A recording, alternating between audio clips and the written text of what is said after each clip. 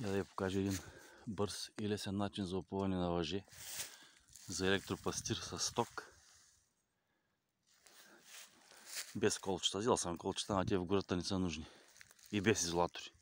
За бързи работи, за временни пасища. Тока търси винаги най-краткия път. Не най-краткия път, а и пътя на най-малко съпротивление. За да видите, че има ток, ето опирам го живо дърво.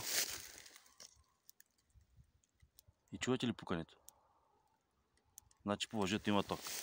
Обаче, когато е върху сухо дърво, ето каквото е подпряно върху живото, тока трябва да мине или от тук по сухото дърво, а като няма влага дървото е идеален изолатор, или от тук и да влезе в мокрото дърво. Но тъй като е сухо дървото, е идеален изолатор и тока не протича през него.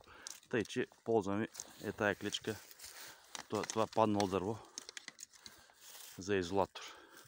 И така през цялата гора. Това са две парчета по 500 метра електропастир съм опънал. Повече от 1000 метра са. По този начин. Пуснал съм ги за няколко дни да пасат тук, да търсят жълъди. И тая маливатка навън. И така става.